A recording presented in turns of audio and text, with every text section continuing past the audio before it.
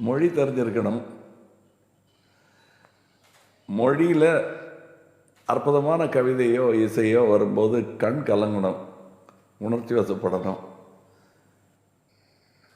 மொழியில் வரும் நகைச்சுவை புரியணும்.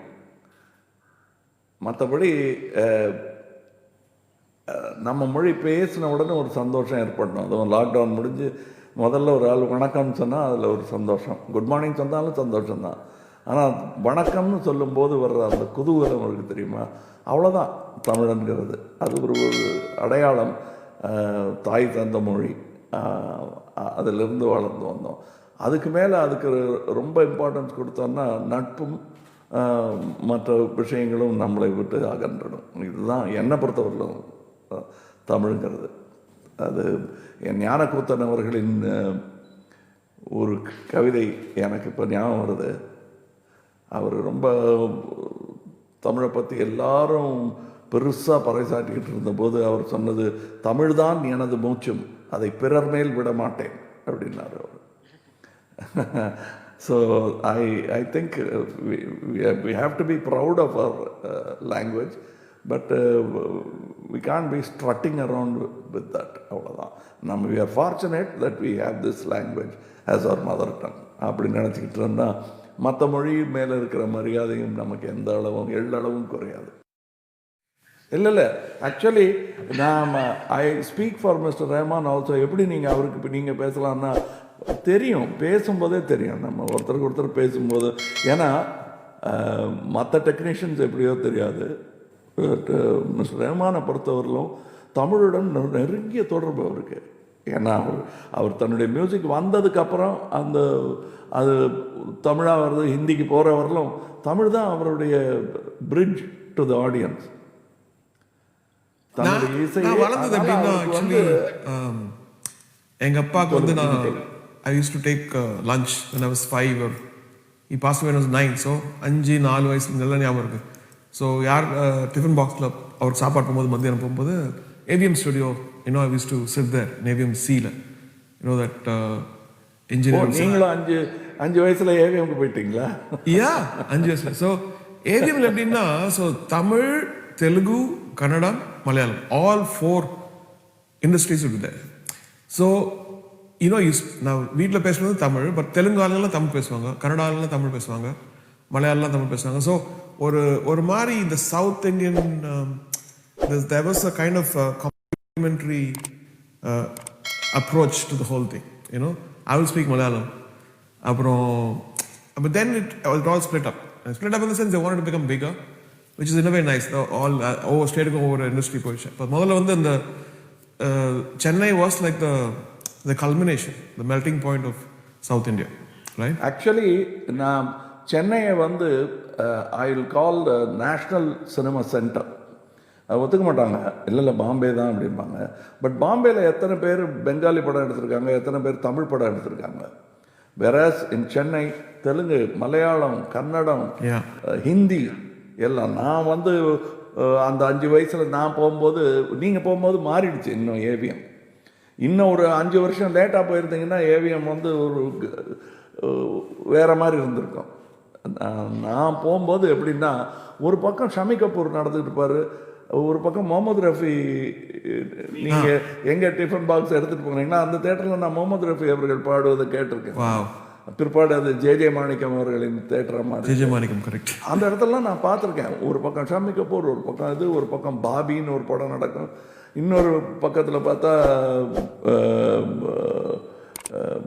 ஒரு விஜய் வீரனுக்கு அப்புறம் ஒரு படம் ரோஜா மலரே ராஜகுமாரி, அந்த பாட்டு எடுத்துக்கிட்டு இருப்பாங்க. My father, everybody knows மலையாளம்ல மெயினாக ஒர்க் பண்ணியிருந்தார். ஸோ என்னுடைய அக்வைண்டன்ஸ் எல்லாமே Malayalam, like MK Arjun, Devaraj master, Dakshinamurthy Swami, AT Umar. So இவங்ககிட்ட தான் முதல் ஆரம்பித்தேன். ஸோ அது முடித்த உடனே I was craving that எனக்கு தமிழ் படத்தில் வாசிக்க வைங்கயா, Malayalam, then Kannadam, then Telugu. Then finally, I went to Raja sir. Like I worked for almost a year and a half. And it was like catharsis for me, working in the Tamil industry. And it felt like really, really good because you grew up. Even though I started listening to radio, Tamil song, but my father was doing Malayalam songs, right? So in the records, I was like, this was my music. எங்க அப்பாவோட பாட்டு. So I was like really proud that my father's songs, I'll be listening to it and what he was. And he didn't do much music. அவர் கம்மியாக தான் பண்ணியிருந்தார் actually because he was assistant நிறைய பேருக்கு. So இதில் I grew up and தமிழில் தான் யூஸ்வலாக fail ஆகும் because Tamil used to be very tough at school, Padma. And இப்போ தான் I think very very recently எனக்கு அந்த ப்ரொனவுன்சியேஷனே ஒரு மாதிரி கரெக்டாக. Because as an artist, in a way, பார்த்தீங்கன்னா language actually slows you down. Your instinct to music especially, what you want, what you play is much more faster than what you can articulate in words. Wordsல articulate பண்ணும்போது அதுக்கு வந்து உங்க மாதிரி எனக்கு articulate பண்ண தெரியாது actually. நீங்க the way you articulate in Tamil or English is beautiful and I admire that a lot. And for me I felt like, sorry please.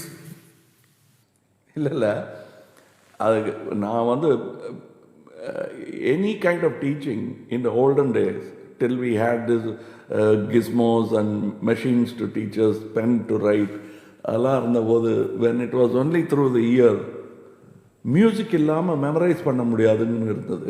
Any religion, any language you take, they dot there children with music. Yeah, sometimes I have to slow myself down so much to write a song. இது இவ்வளோ ஃபாஸ்ட்டாக போனால் அது பாட்டு நிற்காது. So ஏதோ ஒரு word எடுத்து let's keep repeating it and let it settle down. நம்ம செட்டில் ஆகிற வரைக்கும் நம்ம அது வேலை செய்ய தான் அது அமையும். அந்த but as a musician the way we think is much faster to express or playing a progression or singing, humming. Words வரும்போது சரிங்கன்னா வேர்ட்ஸ் யூஸ் பண்ணால் கரெக்டாக இருக்கும், எது பண்ணால் கான்ட்ரவர்ஷியலாக இருக்காது, எது பண்ணால் நீட்டாக இருக்கும், எது சவுண்ட் நல்லா இருக்கும். அண்ட் இதை இவ்வளோ டிக் பாக்ஸ் பண்ணி அதுக்கப்புறம் ட்ரை பண்ணி அப்புறம் வெளியே கம்மத்துக்கு முன்னாடி ஒரு 20 வெர்ஷன்ஸ் பண்ணி அப்புறம் அதில் ஒரு வெர்ஷன் இது எப்படி இருக்கு கேளுங்க. எழுதுறது வந்து இன்னும் கஷ்டம். ஏன்னா யோசிச்சு அது மனசுக்குள்ள அது ஒரு மொழியாக்கி அதுக்கப்புறம் மறுபடியும் பேப்பரில் எழுதுறதுங்கிறது வந்து இட்ஸ் ஆக்சுவலி லாஸ் என்னை பொறுத்தவரைக்கும். அதனால தான் நான் கண்ணதாசன் அவர்களை பார்க்கும்போது ஏன் அப்படி நல்ல கவிதை வந்தது அப்படிங்கிறதுக்கு காரணம் அவர் எழுதி நான் பார்த்ததே கிடையாது. மியூசிக் கேட்பாரு, அப்படியே பாட்டு சொல்லிட்டு போயிடுவார். அது சொன்னால் நம்ப மாட்டாங்க. அது எயின்ஸ்டைன் காந்தியை பற்றி சொன்ன மாதிரி இப்படி ஒரு ஆள் இருந்தாருன்னு சொன்னால் நம்ப மாட்டாங்கன்னு சொன்னார் when he died. அந்த மாதிரி கண்ணதாசன் வந்து இப்படி தான் எழுதுவாருன்னா கொஞ்சம் ஓவரா சொல்றீங்களா? உங்களுக்கு கண்ணதாசன் பிடிக்குங்கிறதுனால அப்படி சொல்றீங்க. I feel like இப்படிலாம் எழுத முடியுமா? Lyrics is something which is not just words or it has to come from deep philosophy and very very deep philosophy, very from your bottom of your soul, where the most simple two words actually represents the world. And அந்த மாதிரி லெவலுக்கு வந்து very few songs have been there. And இல்லை ரொம்ப ரொம்ப கஷ்டம். எனக்கெல்லாம் like you said tiffin box எடுத்துகிட்டு போனேன். என்ன காரணத்துக்காக நான் கண்ணதாசன் அவர்கள் செட்டிங்கெல்லாம் நான் உட்கார வேண்டிய அவசியமே கிடையாது, கூடாது, அலோவ் பண்ண மாட்டாங்க. கெஞ்சி கேட்டு நான் வந்து பாலச்சந்தர் அவர்கள் இதில் வந்து கிட்டத்தட்ட நான் வந்து டீ கொடுக்க சொன்னால் கொடுப்பேன், டேபிள் துடைக்க சொன்னால் துடைப்பேன். கிட்டத்தட்ட அந்த லெவலுக்கு I wanted to be there. நீங்கள் சொன்னதோடைய ரிவர்ஸ் எனக்கு என்னென்னா, இங்கே தமிழ் படம் வந்து எனக்கு கொடுக்கப்பட்ட பாத்திரங்கள் வந்து ரொம்ப அதிருப்தியாக இருந்தது. ஸோ நீங்கள் எப்படி தமிழுக்கு வரணும்னு ஆசைப்பட்டீங்களோ அந்த மாதிரி நான் மலையாளத்துக்கு ஓடி போயிட்டேன். நான் கேரளத்தில் தான் என்னால் நிஜமாவே சினிமாவை கற்றுக்க முடிஞ்சது. அது விட்டால் திரு பாலச்சந்தர் அவர்கள் தான். நல்ல வேளை என்னுடைய பாக்கியம் ஒரு பாரதி ராஜாங்கிற ஒரு நண்பர் கிடைச்சாரு. அவர் படம் எடுக்க விட்டாங்க. அதெல்லாம் வரலைன்னா இன்னும் ஒரு 5 வருஷம் தள்ளி இருப்பாங்க. அப்படியே அனந்து வந்து எனக்கு பெரிய வாத்தியார். அவர் பாலச்சந்தர் சார் எனக்கு ஹெட் மாஸ்டர். இவர் வந்து ஆக்சுவலி கிளாஸ் டீச்சர். இவர் எனக்கு